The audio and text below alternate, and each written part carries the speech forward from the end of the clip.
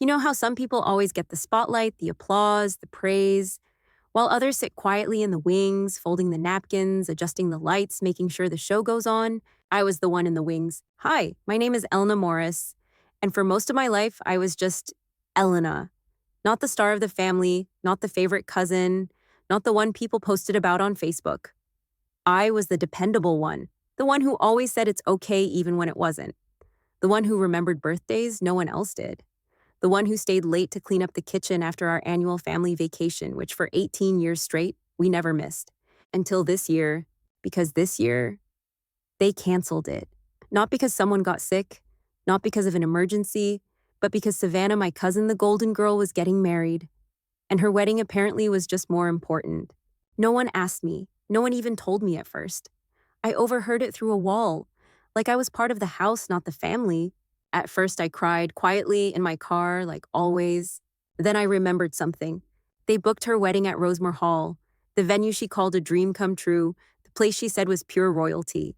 They didn't know it was mine. And for the first time in my life, I had a choice. I could stay silent, or I could take the stage they'd been rehearsing on and reveal that I built it. Quietly, piece by piece, year by year, while they looked away. This isn't a revenge story. Not really. It's a story about recognition, about stepping out of the shadows, about what happens when the quiet one finally decides to speak, not to shout, not to fight, but simply to be seen. So, if you've ever felt overlooked, if you've ever been the one who understood while everyone else got to be understood, this story is for you. Let me take you back to the moment it all started. It wasn't loud, it wasn't dramatic. It was just a thin wall and a sentence that changed everything. We'd been doing it every year since I was 13. The same white-painted beach house in Corolla, North Carolina, salt in the air, grilled corn at dinner, and long games of Scrabble that lasted until midnight. It was the one week each summer when our family actually paused. No work calls, no performances, no running from thing to thing. Just us, laughing over burnt marshmallows, debating who cheated at Uno, and dancing barefoot on the back porch to music from my dad's old speaker. It was never extravagant, but it was sacred. A ritual stitched into our family's rhythm. Even when Savannah had her short stint in LA, even when Aunt Carol got sick, even when my parents separated briefly somehow, we always showed up to that beach house. And I thought naively maybe that this year would be no different. Until I walked past the hallway and heard my name. Not like a compliment, more like an afterthought. It's just Elena, my mother said. She'll understand if we cancel. She always does. She always does. Funny how those 3 words can flatten a person. I stood there frozen, one hand still clutching the old photo album I had come to drop off. It was for Savannah's wedding slideshow, of course. Because naturally, even in her big moment, they'd asked me to help with the little things. Like I always did. Later that night, I sat in my car outside my favorite cafe staring at the ocean of lights through the windshield. My friend Leo had once joked that I was the backbone of the family, and I used to take pride in that. But that night, it didn't feel like a backbone. It felt like a doormat. There's a difference between being helpful and being invisible, and sometimes people confuse kindness with availability. When you always say yes, they stop asking if you're okay with it. They stop seeing you. That was the night something quietly shifted inside me, because it wasn't just about a canceled vacation. It was about 18 years of traditions being brushed aside for one person's special day, about being overlooked again and again and again, until you start wondering if maybe they're right to overlook you. But here's the truth. No one tells you the ones who are always there, the quiet ones, the helpers, the peacemakers. They're often the ones building something in silence. And what I had built, they were about to walk into completely unaware. Let me take you back to how it all began. To the halls they booked without knowing who signed the deed. To the place Savannah called a dream without realizing she was walking into mine. It started with a garden, not a business plan, not a pitch deck. Just a garden. 5 years ago, I was helping my friend Leo clean up a crumbling estate his uncle had inherited but couldn't afford to keep. It had been abandoned for almost a decade, vines crawling through cracked windows, chandeliers rusted into stillness, and weeds swallowing the fountain out front. But there was something about it, something almost stubborn, like it wanted to be beautiful again. I remember kneeling in the back courtyard tugging out roots the size of my arm when Leo said, "You see it too, don't you?" And I did. I saw more than a forgotten mansion. I saw a venue, a place for celebrations, stories, second chances, a place people would fall in love with at first sight. We called it Rosemore Hall. We didn't tell anyone, not at first. There was no family capital, no glamorous investor, just savings from a job no one ever asked me about, and a quiet agreement between two nobodies willing to work hard. I kept my full-time job at the accounting firm and worked nights and weekends with Leo to restore the estate, floor by floor, brick by brick. I never bragged. Not because I wasn't proud, but because no one ever asked what I was doing after hours. They assumed I was still in numbers, probably stuck in some cubicle, and honestly, that suited me fine. I like the quiet. I like the invisibility, until I didn't. Rosemore opened to the public 2 years ago, starting with small weddings. We built a brand around elegance and exclusivity. Clients didn't know the owner's name. That was part of the mystique, our intentional anonymity. It created buzz, it sold out calendars, and it let me operate behind the scenes while watching something I loved come to life. And here's the wild part: my family talked about Rosemore a lot. Savannah should book that dreamy estate with the climbing roses, my aunt had said once at dinner. So classy, so expensive looking. My dad nodded. What's it called again, Rosebrook? And I just kept sipping my tea quietly, amused. They didn't connect the dots. Never once thought to ask what I was really doing outside of holidays and photo drop-offs. Because when people think they already know your story, they stop being curious. They stop turning the page. But what they didn't know, what they never asked, was that I wasn't just the girl who brought the dip to family dinners. I was the co-owner of the very dream Savannah was about to walk into heels first. And I was done keeping that a secret. What I've learned is that silence can be a power play, but only if you know when to stop being silent. And I knew exactly when. Next, when Savannah arrived for her private tour, smiling wide, clueless, and confident. And I watched hidden behind velvet curtains as she tried to reimagine my garden. Savannah was always the star. Even before Instagram filters and engagement rings, she had a way of drawing attention like sunlight through a stained glass window. Colorful, deliberate, and undeniably beautiful. People called her magnetic. I just called her exhausting. At every family gathering, she had her moment, her solo, whether it was singing at grandma's birthday, hosting themed baby showers for cousins, or arriving 20 minutes late to make an entrance. Savannah never missed a beat. And honestly, none of us really asked her to. It was just expected that she'd shine and we'd applaud. When she got engaged to Zach, a sweet, slightly overwhelmed school counselor, plans started immediately. Not just wedding plans, but royal-scale operations. Destination venue, 3 dress changes, a custom cocktail named the Savannah. My mom offered her veil. My uncle offered money. My dad, a second mortgage. Yes, a mortgage for a one-day event. Meanwhile, the family vacation we'd held on to for nearly 2 decades was quietly tossed aside like it didn't fit the narrative. I kept hearing things like, "This is a once-in-a-lifetime event," or "Savannah's waited her whole life for this." But you know what I realized? So had I. I had waited my whole life for someone to say this matters to Elena too. Instead, I got silence, or worse, assumptions. They didn't ask how I felt about the cancellation. They didn't ask how I was doing, or what I was building, or where my heart had been investing its quiet labor. Because Savannah's wedding was not just a celebration, it was a production. And like every production, someone had to work behind the scenes. Only this time I wasn't behind the scenes. I was behind the venue. And while everyone was gushing over color palettes and flower walls, I was reviewing contracts, quietly approving upgrades Savannah didn't even know she was paying me for. I don't say that bitterly, I say it truthfully, because there's something important in understanding the roles we've been cast in, and then deciding whether we want to keep playing them.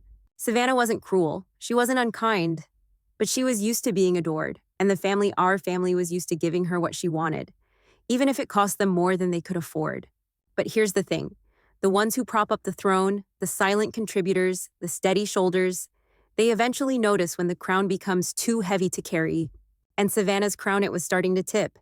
Next, the day she stepped through the gates of Rosemore Hall for the first time and unknowingly walked into a story that wasn't hers to rewrite. The gates of Rosemore Hall opened just as Savannah's laughter echoed down the gravel driveway. She wore oversized sunglasses and a white linen jumpsuit, flanked by 2 bridesmaids who looked like they had stepped straight out of a wedding blog. My uncle followed closely behind, wiping sweat from his forehead, while my mother adjusted her purse strap like she was arriving at Buckingham Palace. Leo met them on the steps with his usual calm charm. "Welcome to Rosemore," he smiled, extending a hand. "We're honored to be considered." From behind a tall curtain on the second-floor balcony, I watched the scene unfold like a stage play I'd written but never performed in. Savannah twirled once before entering the foyer, sighing dramatically. This place, she said, is everything. And I almost laughed. She didn't know it was mine. That I'd picked the curtains she brushed with her fingertips. That I'd argued over the exact shade of stone used on the staircase she now posed on for selfies. Every corner of this estate had a piece of me in it, and still to her, I was nowhere in sight. The tour began. Leo led them from room to room, the ballroom, the bridal suite, the garden path, pointing out details, answering questions. Savannah interrupted, constantly suggesting changes. Could we paint this? A blush pink? Can we replace the antique mirror? Would the owner mind if I added a dove release by the fountain? Leo, ever professional, replied the owner prefers to maintain the historical integrity of the estate. I'm sure you understand. Savannah pouted, but I'm the bride. I watched quietly as they passed by the parlor where a single painting hung above the fireplace one I'd chosen because it reminded me of the sea near our old vacation home. No one noticed it. And that's the thing, isn't it? When people see something beautiful, they rarely stop to ask who made it that way. They assume it was always like that, just like they assume the quiet girl in the corner has no story of her own. What Savannah and the others didn't realize was that they weren't just guests at a venue. They were standing in the heart of someone's dream. My dream. And while I had no plans to humiliate her, I also had no intention of disappearing into the wallpaper this time. That tour was the beginning of the unraveling. Because Savannah wasn't used to being told no, and she was about to hear it more than once. That evening after the tour, Leo and I sat in the Rosemore library with the doors closed and the lights dimmed low. The golden hour cast soft shadows through the tall windows, but his tone was anything but soft. You know, he said, swirling the last of his coffee, if you go through with this reveal, there's no undoing it. I didn't answer right away. I was reviewing the updated wedding contract. Savannah had unsurprisingly added several extravagant requests. A flower wall flown in from California, a string quartet, and a harpist, special lighting to make her skin glow for photos. Leo leaned forward. Elena, you don't have to prove anything to them. You've already built something they couldn't even imagine. Let them rent it, enjoy it, and move on. Why stir the pot? I looked up, meeting his eyes. Because it's not about proving anything, I said. It's about claiming something. I've let them rewrite my story for years. This time, I want to hold the pen. He sighed. Then just promise me one thing, don't set the whole place on fire. I smiled faintly. Funny you say that. My mom once did. He blinked. What? And so, I told him about the time my mother, barely out of high school, set her sister's car on fire after finding out she'd stolen her prom date. It was the family story no one talked about, but one I'd overheard late one night while helping clean up after Thanksgiving. She was always the peacekeeper, I said, the fixer, but even she hit her limit once. And when she did, well, she didn't go quietly. Leo gave a low whistle. So you come by this fire, honestly, huh? I guess it skips a generation, I said with a shrug. But deep down, I knew that wasn't true. Because the truth was, I had plenty of fire. I'd just been taught to keep it polite. But politeness has a limit, especially when it becomes the excuse for everyone else's entitlement. That night, I sat on my back porch, read contract folder in hand, and realized something. This wasn't just about Savannah, or the canceled vacation, or even the venue. It was about finally refusing to be edited out of my own story. And in just a few weeks, they would all see it too at the rehearsal dinner. The toast. The moment Savannah had insisted someone thank the venue owner. That moment would belong to me. The first time I really looked at Zach the groom, I noticed his shoes. Not because they were stylish, they weren't. They were a little scuffed, mismatched with his polished khaki slacks. But they were real. Worn in, not worn out. That's how he struck me, too kind-hearted, trying hard, a little overwhelmed by the circus he had wandered into. I found him one afternoon sitting alone in the Rosemore library. Head down, shoulders tight, fiddling with a cufflink that refused to stay straight. I almost passed him by, but he looked up. Oh, sorry, he said, quickly rising. I didn't mean to be in your space. I smiled. It's all our space, isn't it? You're the groom. He gave a laugh that didn't quite reach his eyes. So they tell me. We ended up talking for nearly 20 minutes about weddings, families' pressure, how Savannah had cried for 3 hours because the menu font was too whimsical, how her mother had suggested building a separate stage just for her first entrance, because that first glimpse sets the tone for the marriage. He said it like a joke, but there was a heaviness beneath it. You ever feel like you're just playing a role in someone else's movie? He asked quietly. I didn't answer right away, because yes, I knew that feeling deeply. I think I finally said, sometimes we accept the script we're given until we realize we have the power to rewrite it. He nodded slowly, eyes meeting mine with an honesty that surprised me. You sound like someone who's done that before. Still working on it, I replied. What struck me most wasn't Zach's exhaustion, it was his clarity. He wasn't blind to Savannah's demands, he wasn't naive, but he was worn down, like a man trying to be everything for everyone and forgetting where he was in the process. I realized then that this wedding wasn't just heavy for me. It was heavy for him too, and in that quiet, unplanned moment where no centerpieces or toasts were rehearsed, I saw something shift. Not in Zach, but in me. Because for the first time, someone in this whole production saw me, not as a planner, not as a cousin, but as a person with something to say. And I wasn't going to waste that voice anymore. The countdown had begun. 3 weeks to the wedding, 1 week to the rehearsal dinner, the next act a family showdown in heels and high expectations. The rehearsal dinner shimmered with gold-plated name cards and crystal glassware. Savannah had insisted on a regal garden theme, whatever that meant, which translated into blush linens, live violin music, and a custom ice sculpture shaped like her initials. Everyone was dressed to impress. I, however, arrived last on purpose. I wore the red dress, the one my mother had warned me not to, the one Savannah called too much when she saw it peeking from my garment bag weeks before. It wasn't just red, it was Rosemore red, the same deep, rich hue that lined our grand staircase carpet and glowed under the ballroom chandeliers. It was intentional, all of it. I waited in the side foyer while Leo tapped his champagne glass at the mic. Before we toast the happy couple, he said, smiling to the crowd, I'd like to acknowledge someone very important. The owner of Rosemore Hall, who graciously made this evening and this entire wedding weekend possible, has agreed to join us tonight. Murmurs rose. Savannah perked up, eyes sparkling. Finally, she whispered to Zach, who gave a tight smile. And then I stepped out. Not a grand entrance, no spotlight, just me in red, walking calmly through a room full of stunned relatives. My uncle dropped his fork. My aunt blinked rapidly. Savannah froze, jaw slightly parted. Hi, I said softly. I'm Elena Morris, and I co-own Rosemore Hall. The silence was thunderous. I placed the ownership papers on the front table next to the seating chart Savannah had adjusted 4 times. You didn't know because I never told you, and you never asked, but I've been here all along. While you talked about this place like it was some magical fairy tale, while I was the one polishing the bricks and fighting city permits. My mom covered her mouth. My father just stared. Savannah stood slowly. You let me plan my wedding here without telling me? I met her eyes calm but unflinching. You didn't ask. You just assumed I was available to help to give to disappear. And I've been doing that my whole life, until now. And maybe that's the real lesson, that sometimes the most powerful thing you can do isn't to scream or storm out or burn it all down.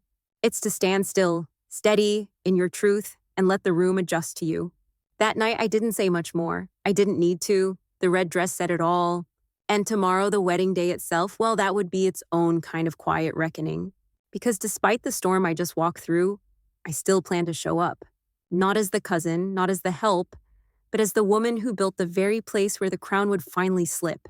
The morning of the wedding dawned quieter than I expected.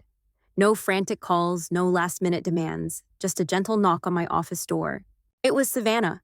Not the Savannah in silk robes and glam makeup, the one who ruled every room with perfect posture and curated charm. This Savannah had bare feet, no lashes, and a quiet in her eyes I'd never seen before. She stood in the doorway like someone unsure whether they were welcome. Do you have a minute? She asked. I nodded and set my planner aside. She sat without waiting to be invited, folding her hands tightly in her lap. You really own this place? She asked, her voice small. I do. There was a pause. I was horrible to you, she whispered, looking down. Not just yesterday, for a long time. I don't even remember the last time I asked how you were. I didn't say anything. I wanted to see where her honesty would go if it wasn't rescued. I think I've spent most of my life expecting people to show up for me, she continued, and assuming they would because, well, they always did, especially you. Her eyes finally met mine. I'm sorry, Elena. There it was. Not a collapse, not a breakdown, just the slow realization that the pedestal she'd been standing on wasn't real, that it was built on the backs of people like me, quiet people, steady people. I didn't plan last night to hurt you, I said gently, but I also wasn't going to keep pretending I was invisible. She gave a soft laugh, half embarrassed, half in awe. You know what's crazy? I used to think you were boring, predictable, but what you did last night, that was the most dramatic thing anyone in our family's ever done. And maybe she was right. But sometimes the biggest plot twists come from the characters no one paid attention to. We sat in silence for a while, not needing to fill the space with more words. Then she stood, brushed her robe, and turned to leave. "Thank you," she said quietly, "for not ruining the day, even when you had every right to." I smiled. "It's still your wedding, Savannah. I just wanted to remind everyone who built the stage." And in that moment, the crown didn't fall. It slid gently from her head to her hands, because she was finally ready to carry it differently. The ceremony began right on time. The string quartet played softly under the gazebo, which despite Savannah's many requests remained its original pale ivory, not the dusty rose she'd envisioned. I watched from the back of the garden, just beyond the last row of chairs as guests turned and smiled when she walked down the aisle. She looked beautiful, of course, but it was different this time. There was no fanfare, no dramatic entrance, no staged perfection. Just Savannah, arm in arm with her father, walking through a garden that I had helped bring back to life step by step, rose by rose. The vows were simple, honest. Zach's voice cracked once, and Savannah didn't try to fix it. She just squeezed his hand. In that quiet, something settled. Maybe it was peace, maybe it was growth, or maybe it was just the end of a performance none of us had realized we were in. At the reception, I didn't sit at the cousins' table this time. My seat was next to Leo, closer to the center, and when my mother came over tentative, unsure, she didn't comment on my dress. She just placed her hand gently on mine and said, "I see it now. I really do." Even Uncle Graham, who once said I was too quiet for business, gave a toast that ended with, "To the one who made this place unforgettable. Elena, thank you." It wasn't a standing ovation, but it didn't need to be. Because sometimes change doesn't come with fireworks or applause. Sometimes it comes with a glance. Held a little longer, a name said with more weight, a seat pulled closer to the center of the table. And that's what this wedding was. It didn't change who Savannah was, or who I was, but it changed how we saw each other, and maybe that's the bigger miracle. The room where I'd once felt invisible now shimmered with something new, respect, recognition, maybe even reconciliation. And when the music played and my father extended his hand and asked, "May I have this dance?" I didn't hesitate. Because in that moment, I wasn't the helper, or the extra, or the shadow. I was Elena. Seen, heard, home. A few weeks after the wedding, I received a letter in the mail. Thick ivory paper sealed with gold wax. I recognized the handwriting immediately, Savannah's slightly loopy and always a little dramatic. Inside was a thank you card. But this one wasn't scripted or sweetly performative. It was short, honest. "Elena, thank you for letting the wedding happen with grace. Thank you for reminding me who you are. More importantly, thank you for showing me who I could become. You didn't just give me a venue. You gave me a mirror. Love, Savannah." I placed the card beside a framed photo Leo had printed, a shot of Rosemore Hall at sunset, taken the night after the reception. The lights were dim, the flowers slightly wilted, but the place still stood proud. Like me, that month, my name was added to the Rosemore website for the first time. Co-founder Elena Morris. No more anonymity, no more shrinking. Clients started asking for me by name, not just because I owned something, but because they felt something when they walked through those gates. And I did too. At our next family dinner, smaller, casual, back at my parents' home, my father raised a glass before the meal. Not to Savannah, not to an anniversary. To Elena, he said, for reminding us that silence isn't the same as absence, and for building something that made us all stop and look again. It was quiet after that, not awkward, just full. Later that evening, my little cousin asked if she could sit next to me. "You're the one who owns the pretty garden, right?" she whispered. I nodded. "I want to do that too someday," she said, "build something." And maybe that's the lesson. That legacy isn't about loud entrances or grand gestures. It's about quiet persistence, about showing up even when no one claps, about holding your truth long enough for others to finally recognize its weight. For a long time, I thought being overlooked meant I wasn't worth seeing. Now I know better. Because when you find your voice, your place, your purpose, you don't have to fight for space at the table anymore. You become the table. And eventually they say your name out loud, not out of obligation, but out of respect. If this story resonated with you, if you've ever felt like the invisible one, or like your value was always quietly assumed but never celebrated, know that you're not alone. And more importantly, your story isn't over. Share your thoughts in the comments below. Tell me, when was the moment you finally felt seen? And don't forget to subscribe if you want more stories that speak straight to the heart. Because sometimes all it takes is one voice finally heard to change everything.